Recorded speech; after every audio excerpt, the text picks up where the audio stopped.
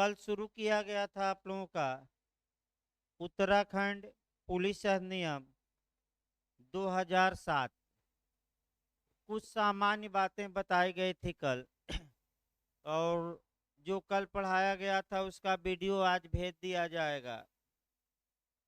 उन सामान्य बातों को 2-3 मिनट दोहरा लिया जाए और एक दो सामान्य बातें छूटी भी थी उसको आपका बता भी दिया जाए और निश्चित रूप से इन सामान्य बातों से आपका एक या दो क्वेश्चन बनने के पूरे चांस रहते हैं। इसको समझना कम है और रटना ज़्यादा है सामान्य बातें। पहली हम बात बताए थे सामान्य बातें कि जो पुलिस व्यवस्था है यानी कि अपराध और पुलिस प्रशासन ये राज्यों का विषय है। तो पहला क्वेश्चन ये आपका बनता है कि पुलिस प्रशासन के बारे में किस शेड्यूल संविधान के किस सूची में प्रावधान किया गया है। तो आपका जब सूची ही केवल नहीं बल्कि आपका प्रविष्टि संख्या या इस समय एंट्री नंबर तक पूछा जा रहा है। तो आपका जवाब होगा कि पुलिस अपराध और पुलिस प्रशासन के बारे में संविधान के 7वीं अनुसूची के राज्य सूची के एंट्री नंबर यानी कि प्रविष्टि संख्या 2 में प्रावधान किया गया है 2। दूसरा आपको बताया गया था कि इस कानून का एक्ट नंबर क्या है समझाया गया, ये याद करके जाइए 1 है। राज्यपाल ने किस तारीख को अपनी एसेंट या अनुमति प्रदान की, तो 2 जनवरी 2008 को।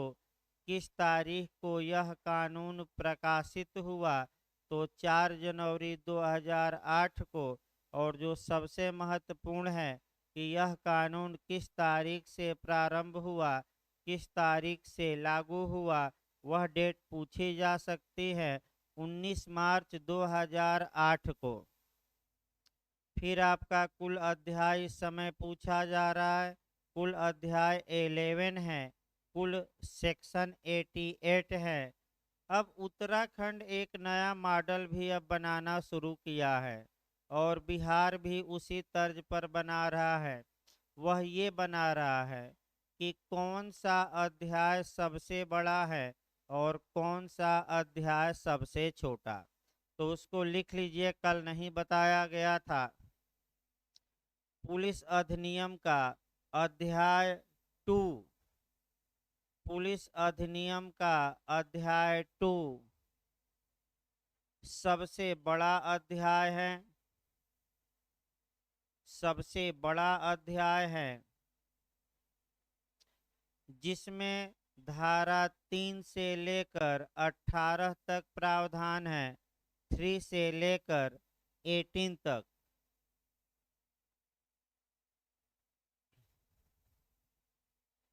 अगला लिखिए, पुलिस अधिनियम का सबसे छोटा अध्याय यानी कि स्मॉलेस्ट यानी कि सबसे छोटा। लिखिए, पुलिस अधिनियम का सबसे छोटा अध्याय 7 है, 7, जिसमें केवल एक धारा 62 है, जिसमें एक धारा केवल एक धारा है 62। यहाँ से क्वेश्चन आ सकता है। आइए अब एक इतिहास हमें देखना है, अब लिखना बंद कर देना है। अब जब आएगा लिखवाने की बारी तो लिखवाया जाएगा, लेकिन अब एक इतिहास देखना है और इस कानून का निर्माण कराना है। एक क्वेश्चन और हमने बताया था, वो भी हम बता दें तब शुरू किया जाए। आर्टिकल 200 के तहत यानी कि अनुच्छेद 200 के तहत उत्तराखंड के राज्यपाल ने 2 जनवरी 2008 को इस विधेयक पर अपनी अनुमति प्रदान की। ये मैं कल बता चुका हूँ आइए इतिहास देखा जाए कानून का। देखिए, अंग्रेजों के आने के पश्चात भारत में अंग्रेजों ने ये सोचा कि पुलिस प्रणाली, या कह सकते हैं कि पुलिस के बारे में जो प्रावधान है, यानी कि पुलिस प्रणाली को स्थापित किया जाए। इसके लिए जो अंग्रेज थे वह अपना काम करना शुरू किए।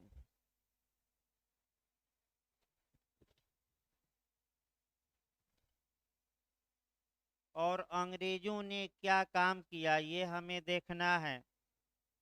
देखिए, अंग्रेजों ने सर्वप्रथम 1861 में, यानी कि 1861 में पूरे भारत के लिए एक पुलिस अधिनियम बनाया, जिसका नाम है पुलिस अधिनियम 1861।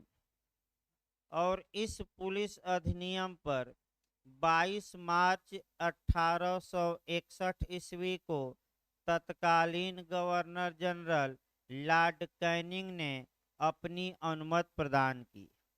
और 22 मार्च 1861 को ही ये कानून भारत में लागू भी हो गया, जिसमें कि टोटल 47 धाराएं थी। यानी कि कुल मिलाकर अंग्रेज कानून बनाकर चले गए और आपका लागू भी हो गया भारत में ये कानून। अब यहाँ पॉइंट ये पकड़ना है कि हमारे संविधान में तो पुलिस जो प्रशासन है वह स्टेट या राज्य का विषय है, और अंग्रेजों ने इस पर, यानी कि केंद्र ने इस पर कानून बना दिया था। अतः केंद्र ने राज्यों पर यह कानून थोपा नहीं। ये हुआ कि राज्य चाहें तो इस कानून को लागू करें, या तो पूरी तरह से लागू करें या कुछ अंश लागू करें, और राज्य चाहें तो इस कानून को अच्छे ढंग से इन्फोर्स करने के लिए, प्रवर्तित करने के लिए नियम या रूल या विनियम, यानी कि रेगुलेशन बना सकते हैं। ये राज्यों पर छोड़ दिया गया। ये कानून तमाम राज्यों में पुलिस प्रशासन के लिए चलता रहा। क्योंकि अंग्रेज ये कानून बनाए थे, तो अंग्रेज जब कानून ये बनाए तो अपने हिसाब से बनाए थे, और इनका मुख्य उद्देश्य था कि समाज में दंगा बलवा और विधि व्यवस्था जो डिस्टर्ब करे उसको कुचल दिया जाए। फिर आपका ये मुख्य उद्देश्य था कि कुचल दिया जाए। तत्पश्चात भारत आज़ाद होता है, स्वतंत्र होता है।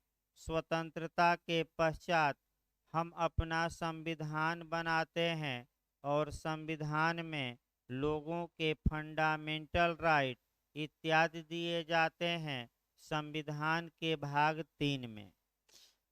भारत में जो स्टेट की फिलॉसफी थी या राज्य का दर्शन था, उसमें भी परिवर्तन आया। अंग्रेजों के समय राज्य एक पुलिस राज्य था, और तत्पश्चात आपका स्वतंत्रता के पश्चात ये जो पुलिस राज्य था ये वेलफेयर स्टेट, यानी कि लोक कल्याणकारी राज्य में परिवर्तित हो गया। इसका मतलब ये हुआ कि पुलिस राज्य का मतलब होता है ऐसा शासन जिसमें कि आपका केवल और केवल ये मायने रखता है कि हमारी सत्ता बनी रहे और विधि व्यवस्था बनी रहे। लोगों के कल्याण या विकास से ज़्यादा मतलब नहीं होता। तो इस राज्य को हम क्या कहते हैं? पुलिस स्टेट या पुलिस राज्य। और जहाँ राज्य जनता की भलाई के लिए कार्य करता है, ऐसी दशा में उस राज्य को हम वेलफेयर स्टेट, लोक कल्याणकारी राज्य या जन कल्याणकारी राज्य कहते हैं। और भारत में भारतीय संविधान के भाग 4 में जो नीति निर्देशक तत्व दिए गए हैं वह शुद्ध रूप से वेलफेयर स्टेट की ओर इशारा करते हैं और राज्य का क्या क्या जनता के हित के लिए राज्य कार्य करेगा, ये स्पष्ट रूप से बताया गया है। चूंकि स्वतंत्रता के पश्चात भारत एक वेलफेयर स्टेट में कन्वर्ट हो गया, अतः पुलिस के कार्यों में भी बदलाव लाना जरूरी हो गया और जो अंग्रेजों द्वारा स्थापित पुलिस व्यवस्था थी, ये मांग की जाने लगी कि इस व्यवस्था में बदलाव किया जाए, क्योंकि अंग्रेजों के शासनकाल में देखा गया था कि कहावत भी कही जाती है कि पुलिस के डंडे के बल पर भूत नाचता है। तो अंग्रेजों के समय में ये देखा गया था कि पुलिस किसी व्यक्ति को पकड़ती थी और उसके मानवाधिकार को रौंद देती थी, यानी कि मानवाधिकार गया ठेंगे पर, यानी कि तेल लेने गया मानवाधिकार, उसका कोई मतलब ही नहीं रहा मानवाधिकार का, और खूब टार्चर पुलिस करती थी। एक कहानी भी प्रसिद्ध है आपका, वो भी बता दिया जाए। शुरुआती दौर में एक कहानी कही जाती है कि एक अपराध हुआ और पुलिस ने एक बंदर को पकड़ कर लाया और लगी बंदर को मारने उल्टा लटका के, और पुलिस ये कह रही थी कि तुम केवल इतना काम करो कि तुम अपने द्वारा किए गए अपराध को स्वीकार कर लो, यानी कि बंदर से क्या करा रही थी पुलिस? अपराध स्वीकार। ऐसी दशा में सुप्रीम कोर्ट द्वारा बार बार राज्यों को ये सलाह दी गई, डायरेक्शन दिया गया, चूंकि आदेश दे नहीं सकता, परमादेश कानून बनाने का दे नहीं सकता सुप्रीम कोर्ट, हाई कोर्ट, हाँ डायरेक्शन दे सकता है। ये बिहार में भी पूछा गया था जे में कि किसके लिए मैंडमस या परमादेश जारी नहीं हो सकता, तो कानून बनाने के लिए नहीं। तो बार बार सुप्रीम कोर्ट ये कह रहा था कि अब भारत बदल गया है, वेलफेयर स्टेट है, अतः राज्य पुलिस को उत्तरदायी बनाए, पुलिस की कार्यप्रणाली में सुधार हो, इसके लिए नया पुलिस अधिनियम राज्य बनाए, ये बार बार सुप्रीम कोर्ट कह रहा था। तो कुछ राज्यों ने नए कानून बना लिए और कुछ राज्य वहीं अंग्रेजों के ज़माने जो 1861 में कानून बना उसी ढर्रे पर चल रहे हैं। अब राज्य जैसे उत्तराखंड है तो 2007 में अपना नया कानून बना लिया, लेकिन यूपी अभी भी पीछे रह गया और उत्तर प्रदेश में आपका अंग्रेजों द्वारा जो कानून बनाया गया था 1861 में आज भी वही लागू है। यानी कि उत्तराखंड अपना कानून अलग बना लिया, लेकिन यूपी ने आज तक अपना कानून नहीं बनाया। अब अगला पॉइंट हमें ये देखना है, दो पॉइंट अब देखने हैं कंपटीशन की दृष्टि से। देखिए कहावत ये कही जाती है कि एक म्यान में दो तलवार नहीं रह सकती। इसका मतलब ये हुआ कि एक ही विषय पर एक ही समय दो कानून नहीं चल सकते, दो कानून रन नहीं कर सकते। अर्थात इसका मतलब ये हुआ कि 19 मार्च 2008 के पूर्व उत्तराखंड में पुलिस अधिनियम 1861 लागू था, तो जब तक कि पुराना कानून निरसित न कर दिया जाए तब तक नया पुलिस एक्ट कैसे लागू किया जाएगा। अतः लास्ट में जो सेक्शन रहता है किसी कानून का, चाहे एक पहले या एकदम लास्ट वाला, उस सेक्शन द्वारा ये काम किया जाता है कि उस विषय पर जो पुराना कानून रहता है उसको रिपील किया जाता है, समाप्त किया जाता है, निरसित किया जाता है और नए कानून को लागू किया जाता है। क्यों? क्योंकि एक म्यान में दो तलवार नहीं रह सकती। इसको थोड़ा कोरिलेट कर लिया जाए और तब उत्तराखंड पुलिस एक्ट का वह सेक्शन बताया जाए जहां पुराना कानून रिपील कराया जाए और 2007 का कानून क्या किया जाए उत्तराखंड में लागू। देखिए आपका इसको थोड़ा दो तीन एंगल से देखना है। आपका एक तो ये जो सिद्धांत है कि एक म्यान में दो तलवार नहीं रह सकती, ये आपका ये पिछली बार बिहार जे के इंटरव्यू में बना था कि साक्ष्य अधिनियम की किस धारा का सिद्धांत है, तो ये 11 का है। 11 का है कि एक म्यान में दो तलवार नहीं रह सकती। अब कानून पर आ जाइए।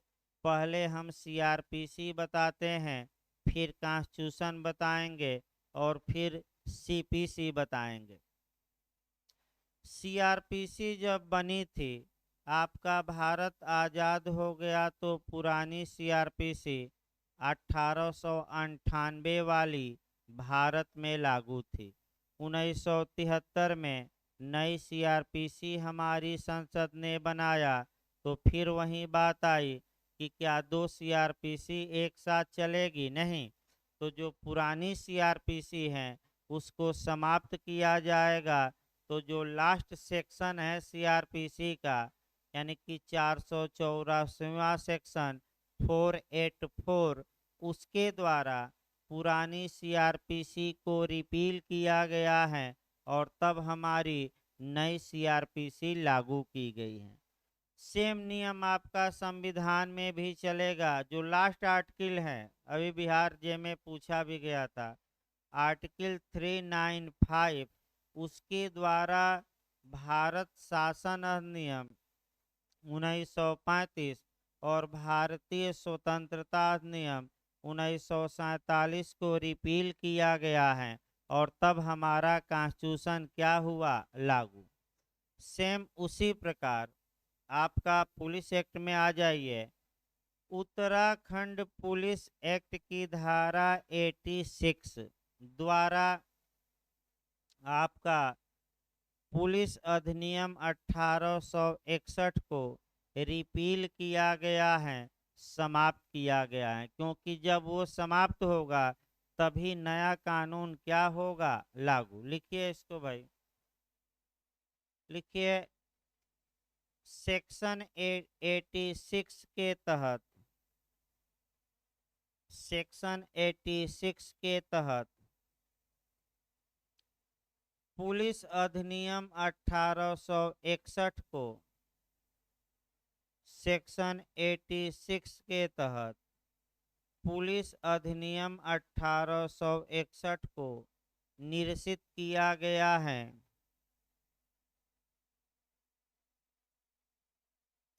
निरसित किया गया है।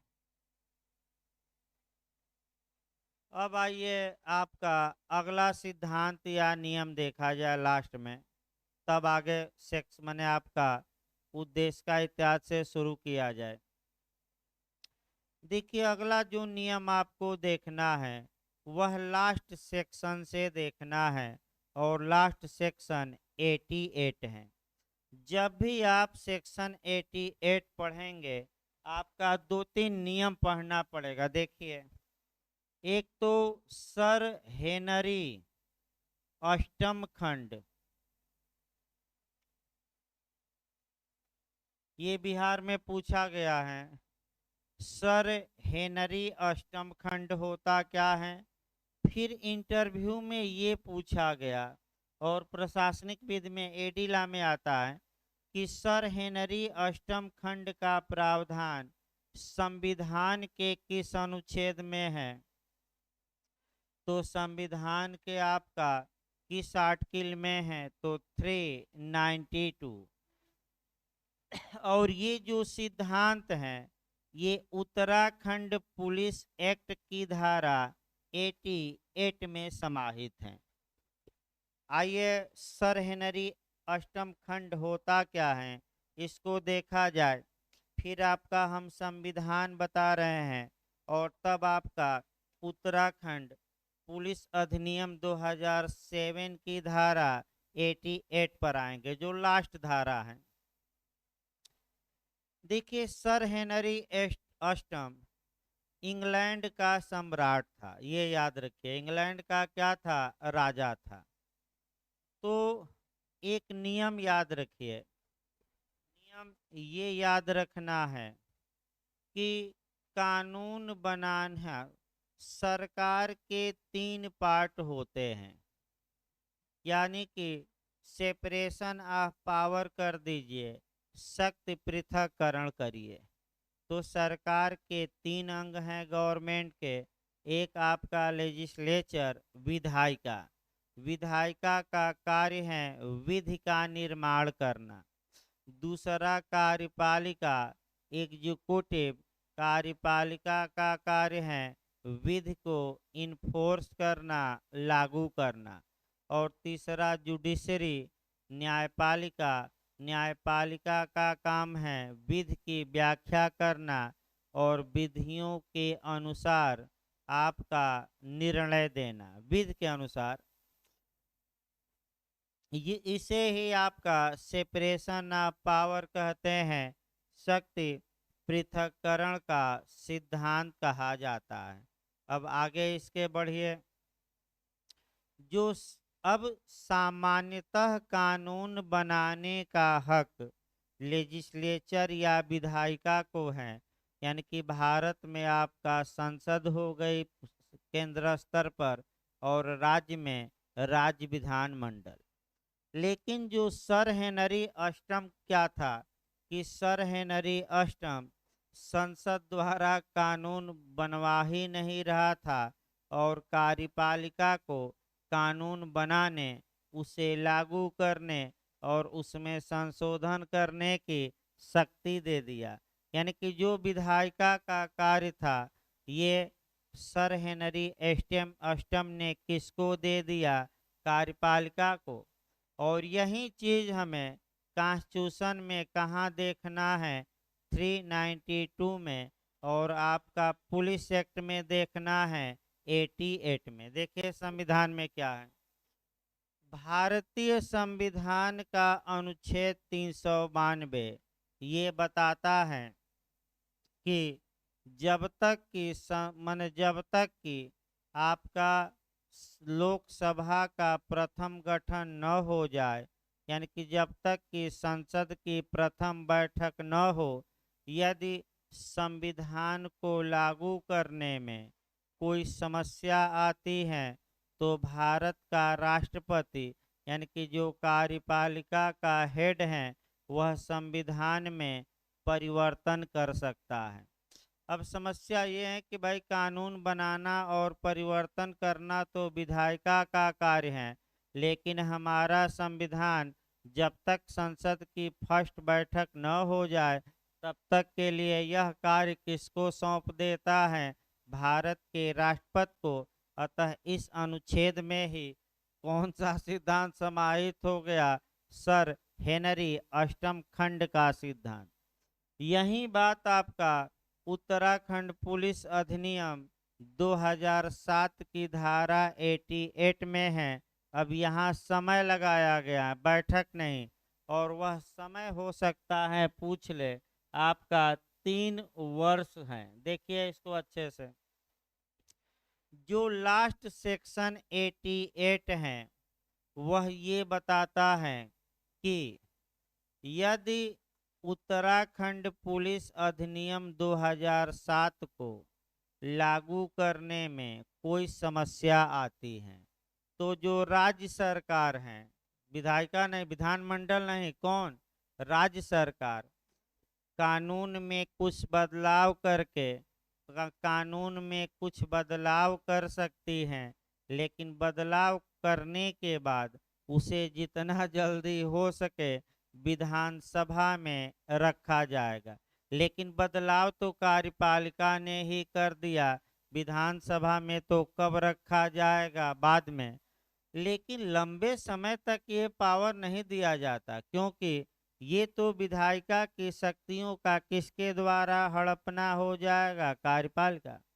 अतः 3 वर्ष का समय दिया गया। यानी कि इसका मतलब ये हुआ कि 19 मार्च 2008 से अगले 3 वर्ष के अंदर, माने अब ये लागू नहीं है, यदि उत्तराखंड पुलिस अधिनियम 2007 को लागू करने में कोई समस्या आती है तो राज्य सरकार यानी कि कार्यपालिका को हक था, अधिकार है कि वह उस कानून में कुछ बदलाव कर ले और क्या करे, कानून को लागू करे। लेकिन ये केवल कितने साल के लिए था? 3 साल के लिए। अतः चूंकि ये विधायिका का शक्ति कार्यपालिका को सौंप दी गई है, अतः इस नियम को हम सर हेनरी अष्टम खंड कहेंगे, क्योंकि उसी नियम से ये क्या है, प्रेरित। इसको लिखिए भाई, आपका सेक्शन लिखिए 88, सेक्शन डालिए 88, हेडिंग डालिए कठिनाइयों को दूर करने की शक्ति। कठिनाइयों को दूर करने की शक्ति।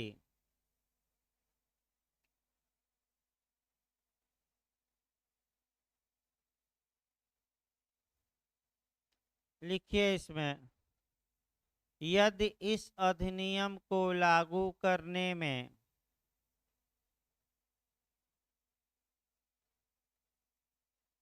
कोई कठिनाई उत्पन्न हो, कोई कठिनाई उत्पन्न हो, तब राज्य सरकार 3 वर्ष तक, अंडरलाइन कर लीजिएगा, हो सकता है पूछ ले, 3 ईयर, 3 वर्ष तक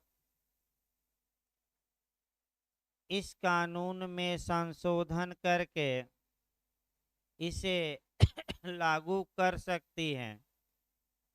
अनंत काल के लिए नहीं दिया गया, कितने दिनों के लिए?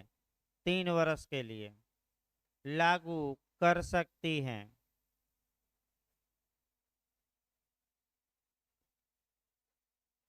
अब आपका ये जो एक इतिहास था बताया गया। अब शुरुआती दौर में कानून शुरू करने से पहले एक बार पुलिस का अर्थ बता दिया जाता है कि जो पुलिस का अर्थ लगाया जाता है उसका मतलब क्या हुआ, तब कानून।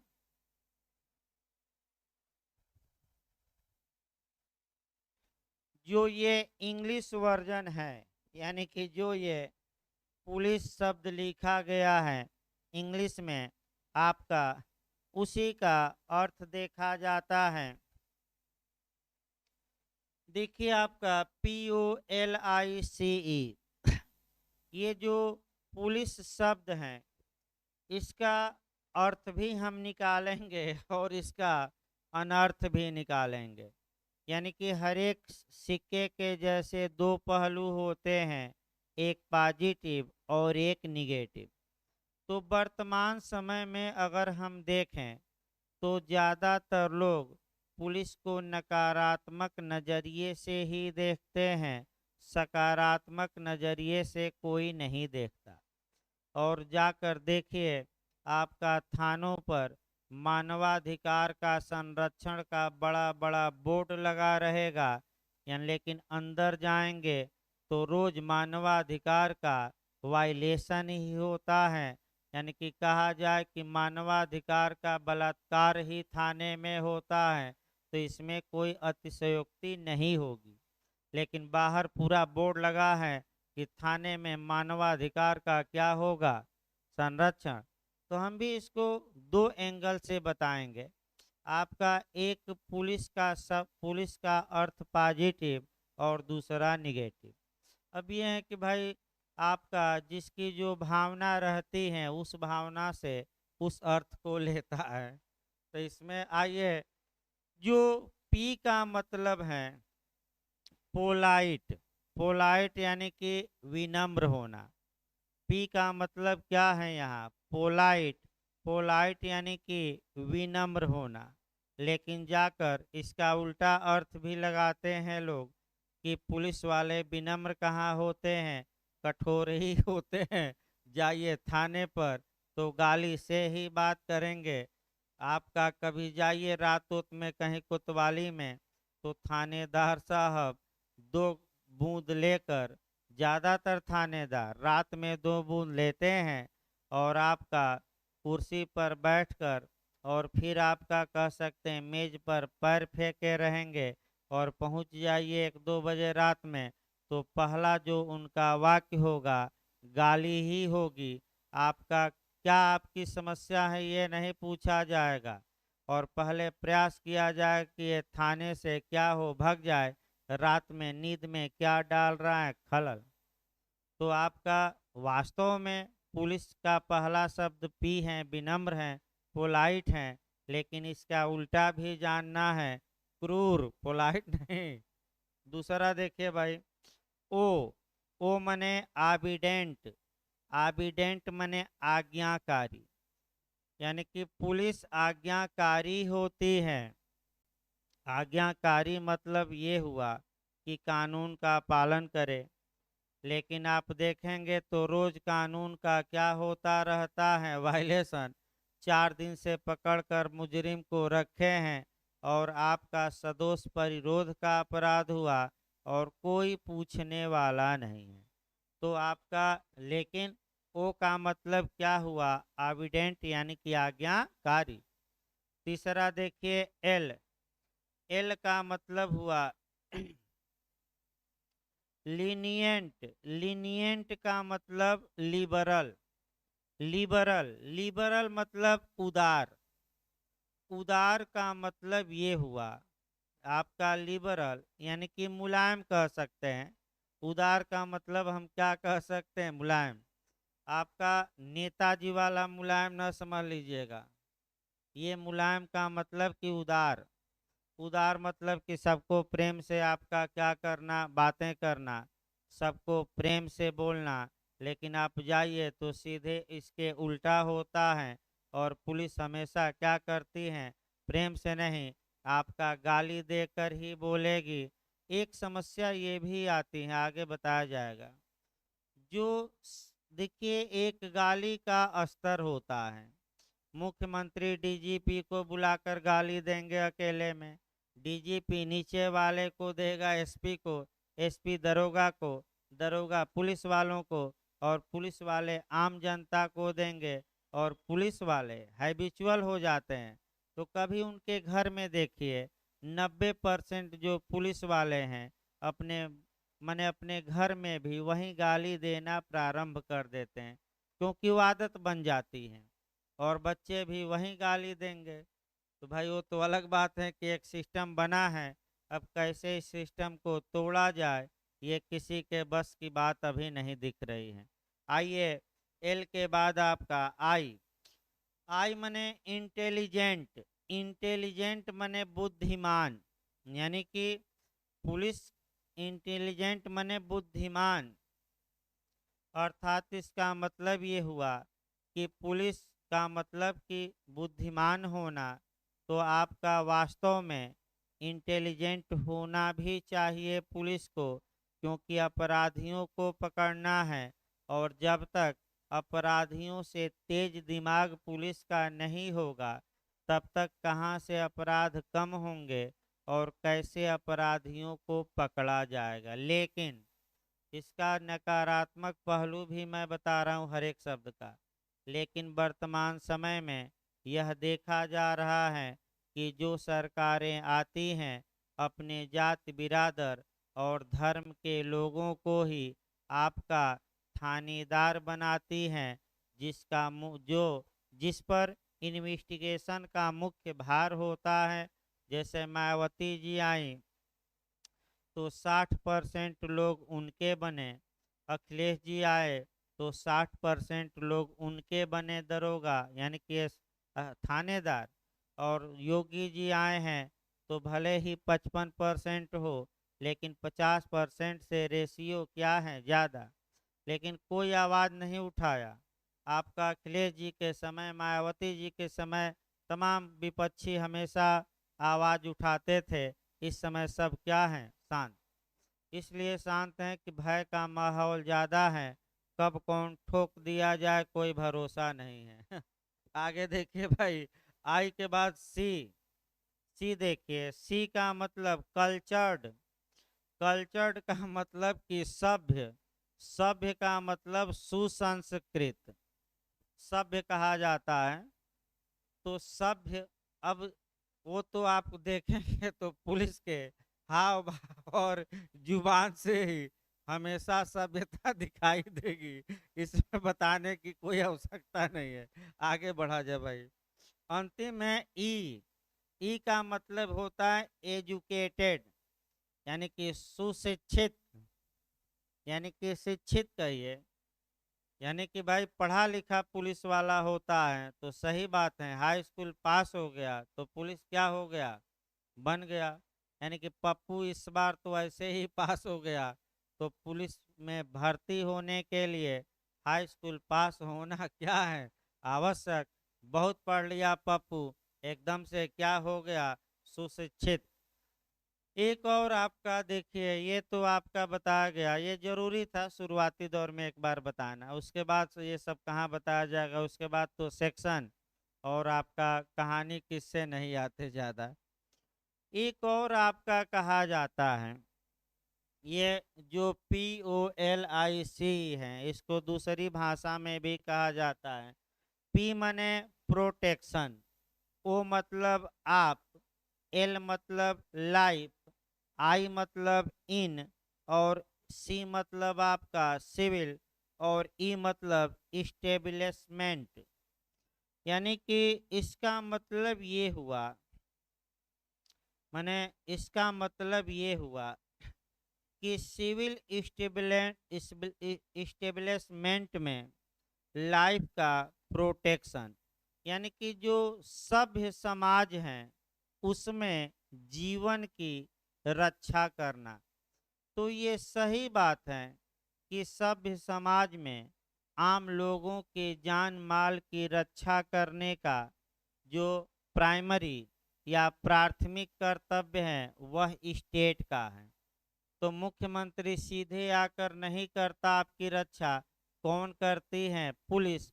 और जहां भी सुरक्षा की मांग करनी रहती है तो आप कहां जाकर करते हैं, पुलिस से। तो ये भी कहा जाता है कि सभ्य समाज में लोगों के जीवन की रक्षा करना, ये पुलिस का क्या है, अर्थ है। तो इस प्रकार आज जो सामान्य बातें जितनी थी पुलिस एक्ट की, वे सारी बातें समाप्त हुई और अगले टर्न से आपका बेयर एक्ट उठाया जाएगा। धन्यवाद।